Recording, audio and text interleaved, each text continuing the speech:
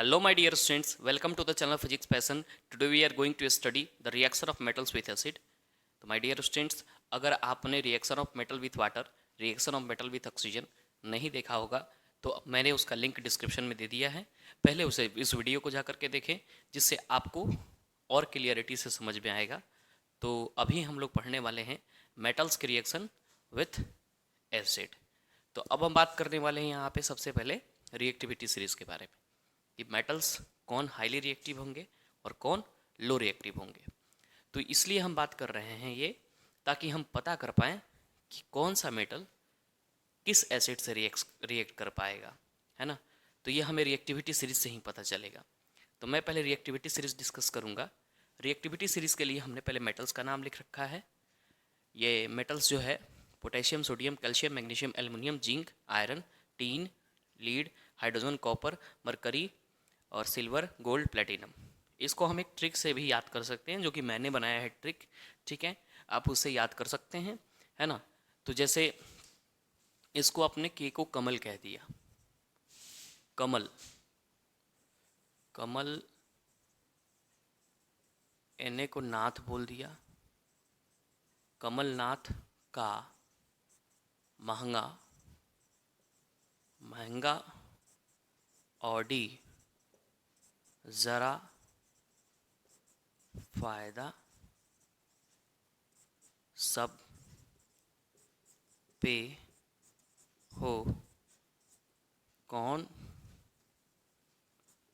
कौन होगा आगे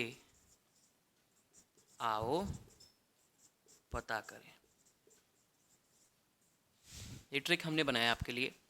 तो इसमें इस ट्रिक में क्या है कि कमलनाथ एक ऑडी खरीद के लाए हैं, ठीक है, और उस ऑडी पे सबको घूमने का मन है। तो हम लोग को देखना है कि कौन आगे जा रहा है, चलो पता करते हैं। यही ट्रिक है ना। तो ये ट्रिक जो है हम इस तरह से इसको याद करके रखेंगे कि कमलनाथ का महंगा ऑडी, फायदा सब पे हो, कौन होगा आगे आओ पता करें। तो कमल तो के से मैच कर जा रहा है, नाथ एन से मैच कर जा रहा है, का तो सी ए, महंगा तो एम जी, एल्युमिनियम का ऑडी, जिंक का ज़रा, एफ का फ़ायदा, एस एन का सब पे और पी बी का पे, एच का हो, कॉपर। तो कॉपर का क्या हो जाएगा कौन, एच जी का मतलब हो जाएगा मर्क्यूरी, होगा, है ना। ए जी से हो जाएगा सिल्वर आगे, और ए यू से हो जाएगा आओ पी टी से पता करें। तो यहाँ पर जो टॉप मोस्ट मेटल लिखे हुए हैं वो हाईली रिएक्टिव है। ये वाले जो मेटल आप देख रहे हो, ये वाले, ये हाईली रिएक्टिव है। ये मेटल्स ये हाईली रिएक्टिव है।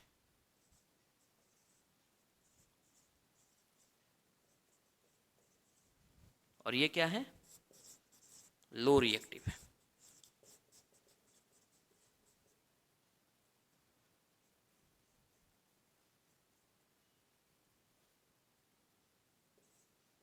ठीक है। तो ये मेटल हाईली रिएक्टिव है, ये मेटल लो रिएक्टिव है। इट मीन्स कि अगर कैल्शियम की बात करें तो कैल्शियम सोडियम और पोटेशियम से लो रिएक्टिव होगा, और नीचे वाले जितने सारे मेटल्स हैं वो सबसे क्या होगा, रिएक्टिव होगा। मैग्नीशियम से रिएक्टिव होगा, एल्युमिनियम से रिएक्टिव होगा। ये हाइड्रोजन जो आप देख रहे हो वो नॉन मेटल है, ठीक है। तो हाइड्रोजन, इसकी बात तो हम मेटल में करते ही नहीं हैं। ये हम देखना चाहते हैं कि कौन से ऐसे मेटल्स हैं जो कि हाइड्रोजन से भी लो रिएक्टिव हैं। तो ये सारे copper, hydrogen, copper, mercury, silver, gold, platinum. और ऐसे मेटल जो हाइड्रोजन से मोस्ट रिएक्टिव है, हाइड्रोजन से रिएक्टिव है, lead, S N, P F E, इस तरह से, है ना। तो ये हमने बात किया रिएक्टिविटी सीरीज का। रिएक्टिविटी सीरीज हमें क्या करता है, मेटल की रिएक्टिविटी को, है ना, बताता है कि कौन से मेटल किससे रिएक्टिव होंगे। हम बात करेंगे सबसे पहले मेटल का रिएक्शन एसिड के साथ। तो सबसे पहले आप देखिए reaction of metal with potassium, है ना। पहला आपने लिया reaction of sodium and potassium with acid. हमने बोला कि एसिड के साथ सोडियम और पोटेशियम की बात कर रहे हैं। ये पोटेशियम है और ये सोडियम है। तो हम क्या करेंगे, सोडियम और पोटेशियम का रिएक्शन जब एसिड के साथ कराएंगे तो क्या बनेगा, कोई भी मेटल्स जो होंगे जब एसिड के साथ रिएक्शन करेगा तो क्या बनेगा, मेटल सॉल्ट बनेगा, मेटल सॉल्ट बनेगा, और क्या बनेगा, H2 गैस रिलीज होगी, ठीक है। मेटल सॉल्ट बनेगा और H2 गैस रिलीज होगी। लेकिन यहाँ पे सोडियम और पोटेशियम का जब आप रिएक्शन करा रहे हो, जैसे पोटेशियम का आपने HCl से करा दिया और एसिड को हम रखेंगे डाइल्यूट, है ना, डाइल्यूट। आपने डाइल्यूट HCl लिया या डाइल्यूट H2SO4 ले लो, कोई मिनरल एसिड ले लो, ठीक है, मिनरल एसिड ले लो, और यहाँ पे आप डाइल्यूट H2CO3 ले लो, कार्बोनिक एसिड, फिर आपने डाइल्यूट H3PO4 ले लिया, फॉस्फोरिक एसिड, ये भी डाइल्यूट ले लिया। आप कोई भी ले सकते हो, बस एक एसिड आपको छोड़ देना है। हम HNO3 पे बात नहीं करेंगे, हम HNO3 पे बात नहीं करेंगे, HNO3 पे बात अभी हम नहीं करेंगे, है ना। इसको हम बाद में लेंगे, क्योंकि HNO3 की कहानी एसिड के साथ थोड़ी अलग हो जाती है। तो हमने कोई भी डाइल्यूट मिनरल एसिड ले लिया, ये सारे के सारे, जब इनके साथ रिएक्शन होगा तो क्या मिलेगा मुझे, है ना, करस्पॉन्डिंग सॉल्ट मिलेगा। जैसे पोटेशियम का अगर HCl के साथ रिएक्शन करेंगे तो KCl मिलेगा और H2 गैस मिलेगा। यहाँ करेंगे तो K2SO4 मिलेगा और H2 गैस मिलेगा। यहाँ करेंगे तो K2CO3 मिलेगा, पोटेशियम कार्बोनेट, और H2 गैस मिलेगा। ये K3PO4 मिलेगा और H2 गैस मिलेगा, ठीक है। लेकिन ये रिएक्शन हम लोग लैब में कंडक्ट नहीं कराते हैं, ठीक है, क्योंकि इस रिएक्शन से लॉट्स अमाउंट ऑफ हीट निकलती है, इतनी हीट निकलती है कि वहाँ पे आसपास में जो भी चीज़ होगा वो सब तहस नहस हो जाएगा, है ना। वो सब जो है बहुत ज़्यादा अमाउंट में हीट निकलती है, इसको हम लोग लैब में कंडक्ट नहीं करते हैं। हम इसे कहीं बाहर फील्ड के द्वारा, मतलब बाहरी फील्ड में, है ना, मतलब जहाँ पे कुछ भी नहीं हो, है ना, स्पेस, खुले मैदान में इसको हम लोग इस रिएक्शन को कराते हैं, जिससे कि इस रिएक्शन से जो हीट निकलती है वो किसी को अफेक्ट नहीं करे, ठीक है।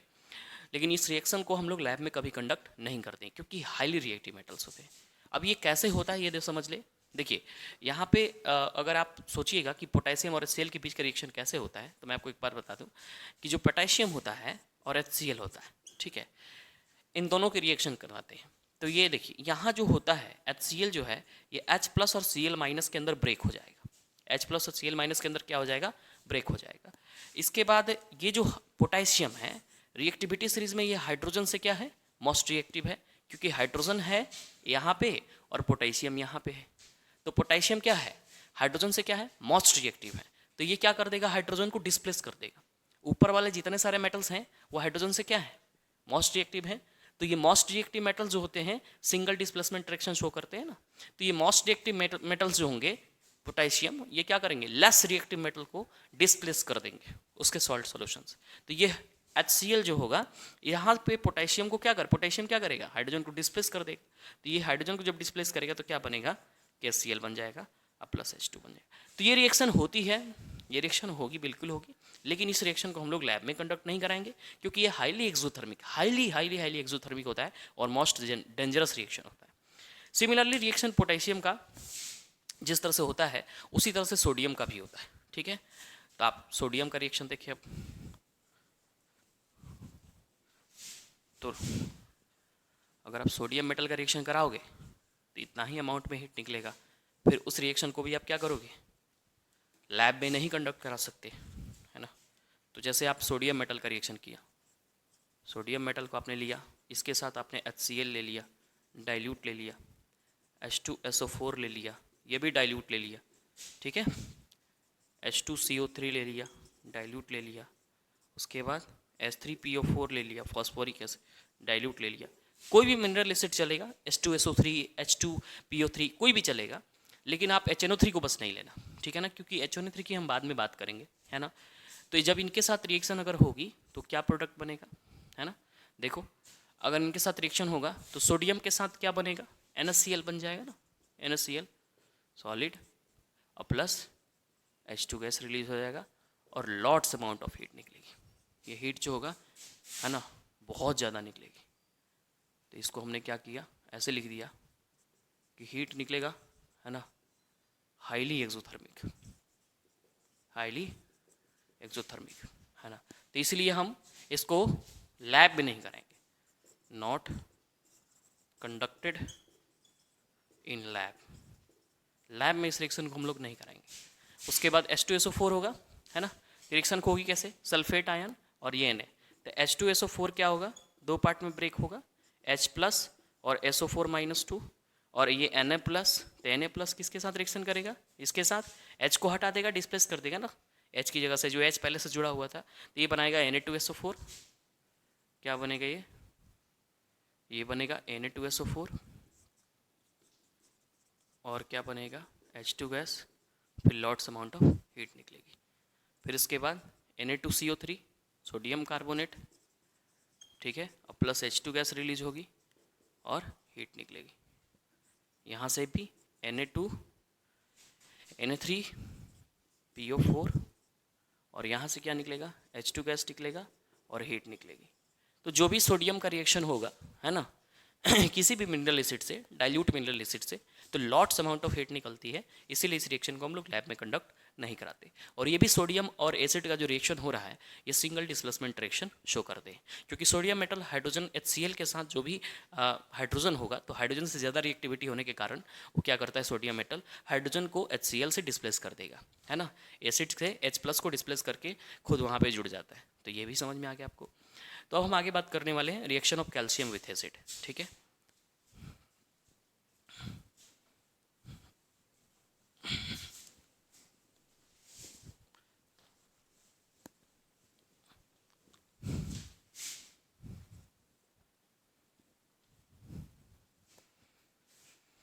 हम लोग कैल्शियम रिएक्शन के बारे में बात करने वाले हैं। तो ये कैल्शियम विथ एसिड, देखिए कैल्शियम मेटल जो होता है ना, अगर वो एसिड से रिएक्शन करता है, जैसे डाइल्यूट HCl ले लिया, तो हमने पहले देख रखा है, H2SO4 ले लिया डाइल्यूट, या आपने H3PO4 ले लिया, H2CO3 ले लिया, या आपने H3PO4 ले लिया, तो जो भी रिएक्शन होगा कैल्शियम के साथ, ये भी सिंगल डिस्प्लेसमेंट रिएक्शन शो करेगा और बिल्कुल वैसा ही होगा, ठीक है ना। तो प्रोडक्ट क्या बनेगा बताओ, CaCl2 बनेगा, हाँ, CaCl2 बनेगा, H2 गैस निकलेगी और हीट निकलेगा। तो हीट का जो निकलेगी, है ना, जितने सारी रिएक्शंस हो रही हैं मेटल के साथ एसिड का, सारे के सारे एक्सोथर्मिक रिएक्शन होंगे, ठीक है ना, सब में हीट निकलेगी। डिपेंड करता है, जो मोस्ट रिएक्टिव मेटल होंगे ना, उसमें ज़्यादा हीट निकलती है, ठीक है ना, उसमें ज़्यादा हीट निकलती है। जो मेटल्स काफ़ी ज़्यादा रिएक्टिव होते हैं, है ना, वो उसमें क्या होती है, हीट की जो वैल्यू होती है, मतलब अमाउंट होती है, वो ज़्यादा हो जाती है, ठीक है। तो कैल्शियम का रिएक्शन देखिए, ये भी क्या होगा, एक्सोथर्मिक रिएक्शन, ये भी क्या होगा, एक्सोथर्मिक रिएक्शन होगा। आप इसको रिएक्शन को खुद से बैलेंस कर लीजिएगा, कोई दिक्कत नहीं है, ठीक है। तो ये भी एक्सोथर्मिक रिएक्शन होगा। अब ये बन जाएगा CaSO4 plus H2 gas plus heat, calcium sulphate. ये बन जाएगा CaCO3 calcium carbonate limestone plus H2 gas plus heat निकल जाएगा। इसके साथ रिएक्शन होगा तो क्या बनेगा, Ca3PO4 whole twice plus H2 gas plus heat निकल जाएगा। अब ये कैसे हुआ देख लो, है ना, कैल्शियम पे +2 चार्ज होता है और PO4 पे -3 चार्ज हो जाता है। जब ये इधर आएगा, ये इधर जाएगा, तो Ca3PO4 होल ट्वाइस बनेगा। तो इस कैल्शियम फॉस्फेट कहते हैं इसको, ठीक है ना, कैल्शियम फॉस्फेट, है ना। तो ये देखिए, तो ये बन गया ना कैल्शियम फॉस्फेट। तो कैल्शियम फॉस्फेट क्या हो गया, सॉल्ट बन गया, H2 बन गया और हीट निकल गया, ठीक है। चलिए आगे बढ़ते हैं। तो कैल्शियम के साथ रिएक्शन करा दिया आपने, ठीक है, बढ़िया।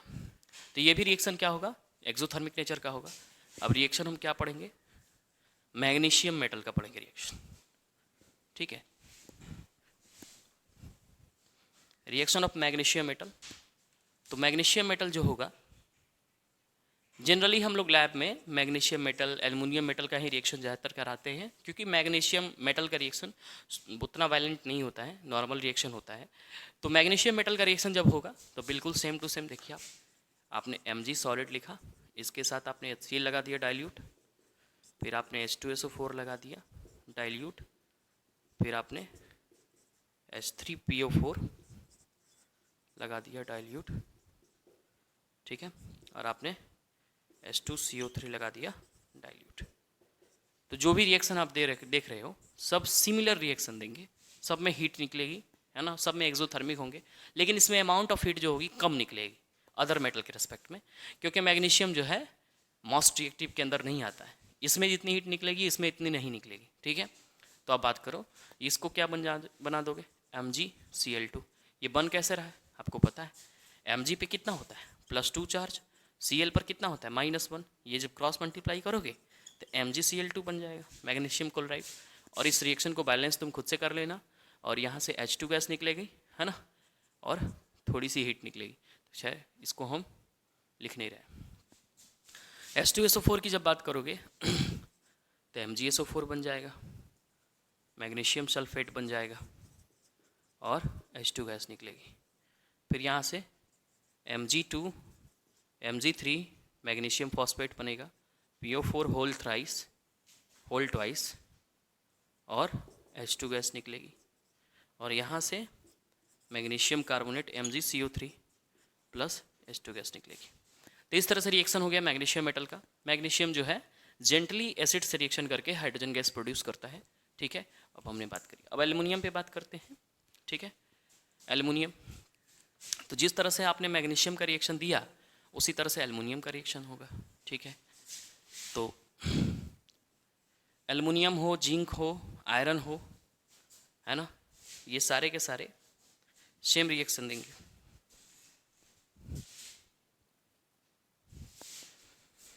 तो कोई भी मेटल्स हो, जैसे कि अब इसके नीचे के जितने सारे मेटल्स हैं, जैसे आपने ले लिया एल्युमिनियम ले लिया, जिंक ले लिया, आयरन ले लिया, टीन ले लिया, पीबी ले लिया, ये सारे, तो ये सब सेम रिएक्शन देंगे। तो जैसे अगर आप करके देख लो, एल्युमिनियम है, अगर आप इसको HCl से डालोगे तो AlCl3 बनेगा, H2 गैस निकलेगी, ठीक है। जिंक ले लिया, जिंक प्लस HCl ले लिया आपने, तो ZnCl2 बनेगा और H2 गैस निकलेगी, है ना। और सिमिलरली Sn और Pb जो है लीड, ये सेम रिएक्शन देंगे। तो इसके जितने नीचे सारे मेटल्स हैं, है ना, हाइड्रोजन के जितने, इंपॉर्टेंट पॉइंट है कि हाइड्रोजन के जितने भी मेटल्स हैं नीचे, वो सारे के सारे एसिड से रिएक्ट नहीं करेंगे, मिनरल एसिड से रिएक्ट नहीं करेंगे, ठीक है। क्योंकि ऐसा इसलिए होता है क्योंकि हाइड्रोजन को ये डिस्प्लेस नहीं कर पाते हैं एसिड से। एसिड में जो H+ होता है उसको डिस्प्लेस नहीं कर पाते हैं, इसीलिए हाइड्रोजन के नीचे जितने सारे मेटल्स हैं वो रिएक्शन ऑफ एसिड शो नहीं करते, है ना। इस पॉइंट को आप लिख लेंगे, all the metals below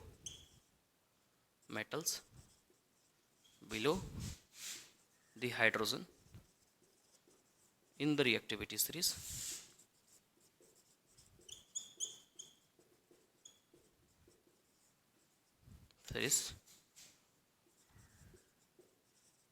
and all the metals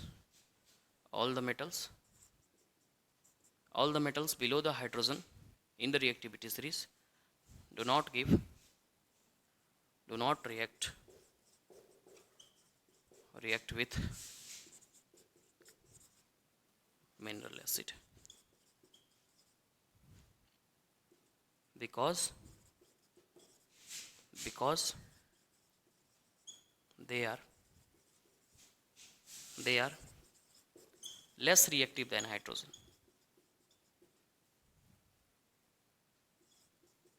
वो हाइड्रोजन से क्या होते हैं, कम रिएक्टिव होते हैं, because they are less reactive than hydrogen. तो ये समझ में आ गया आपको कि जितने सारे मेटल नीचे हैं हाइड्रोजन के रिएक्टिविटी सीरीज के अंदर, वो ही रिएक्शन नहीं देंगे, बिकॉज क्योंकि वो हाइड्रोजन से क्या है, कम रिएक्टिव हैं, वो डिस्प्लेस ही नहीं कर पाएंगे, ठीक है। तो अगर आपसे कोई पूछेगा कि कॉपर के साथ अगर HCl रिएक्शन करेगा तो क्या बनेगा, तो कोई प्रोडक्ट नहीं बनेगा। अगर हमने Hg के साथ HCl का रिएक्शन करा दिया तो क्या बनेगा, तो कोई प्रोडक्ट नहीं बनेगा, ठीक है। तो इनकी रिएक्शन होती ही नहीं है एसिड से, इसीलिए तो ये सारे मेटल जो आप देख रहे हो, है ना, Au Ag Pt, ये सारे जो हैं प्लेटिनम, सिल्वर, गोल्ड, ये सब जो हैं नोबल मेटल के नाम से भी जाने जाते हैं, क्योंकि ये रिएक्शन करते ही नहीं है किसी से, ठीक है ना, ये रिएक्शन करते ही नहीं है, तो इसलिए क्या होगा, नोबल मेटल के नाम से इनको जाना जाता है, ठीक है। तो ये समझ में आ गया आपको, ठीक है। अब हम बात कर रहे हैं HNO3 के साथ रिएक्शन, है ना। तो अब हम HNO3 का बात कर ले रहे हैं।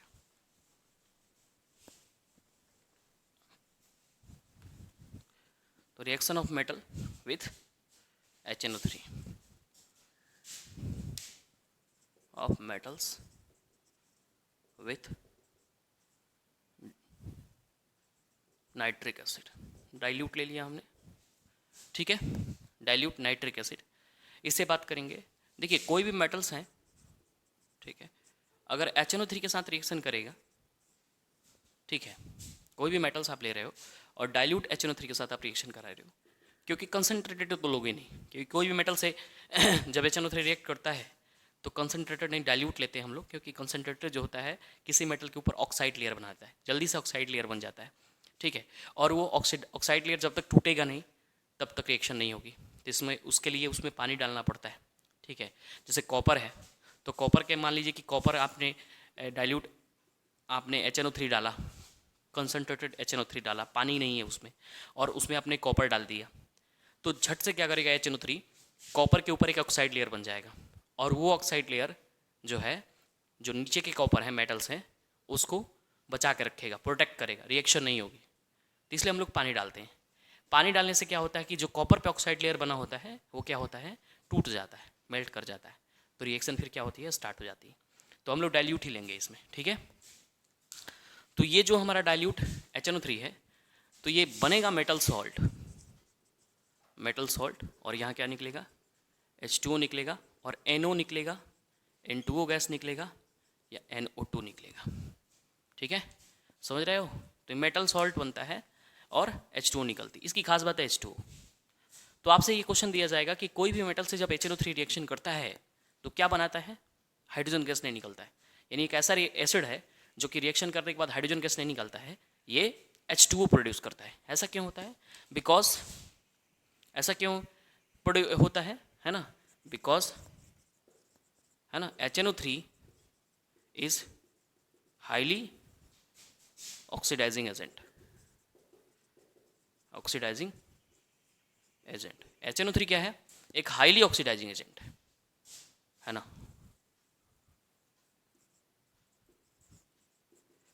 ठीक है। HNO3 क्या है, एक हाईली ऑक्सीडाइजिंग एजेंट है।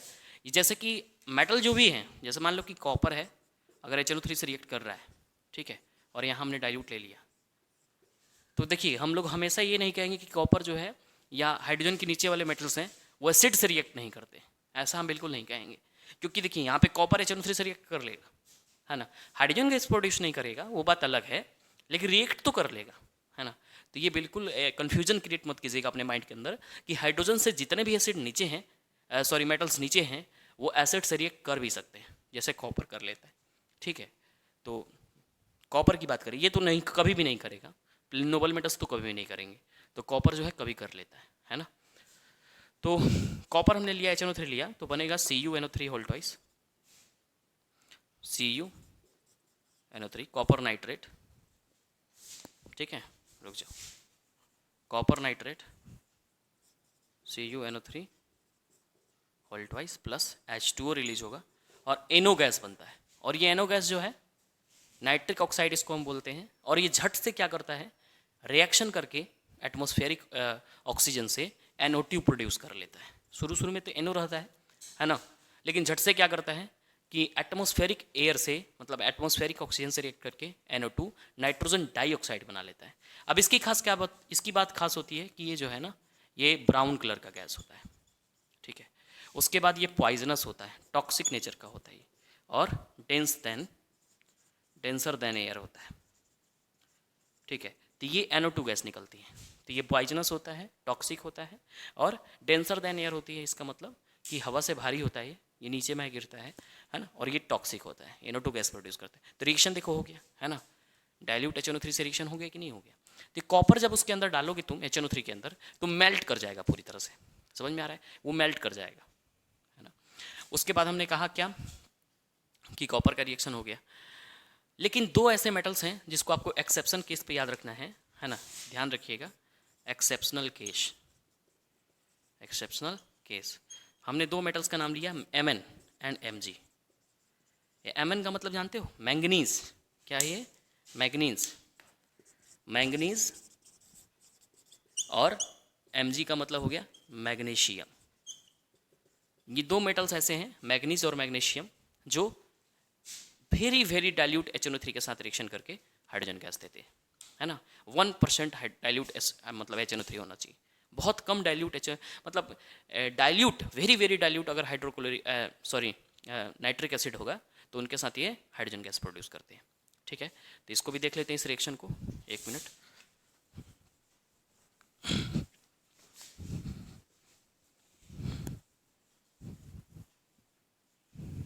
तो जैसे हमने देखा कि अगर Mn का केस होगा और Mg का केस होगा और वेरी वेरी डाइल्यूट, अगर आपने HNO3 रखा है तो ये वेरी वेरी डाइल्यूट होना चाहिए। तो ये क्या प्रोड्यूस करेंगे, मेटल सॉल्ट देंगे, है ना, और तब ये हाइड्रोजन गैस प्रोड्यूस करेंगे।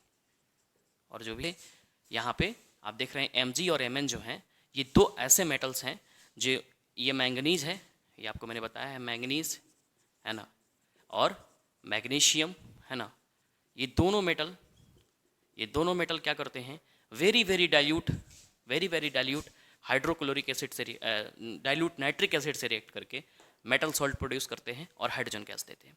ठीक है, तो यहाँ पे मैंने एसिड बेस और एसिड का रिएक्शन, यहाँ पे मैंने एसिड का रिएक्शन विथ मेटल्स पूरी तरह से कंप्लीट कर दिया।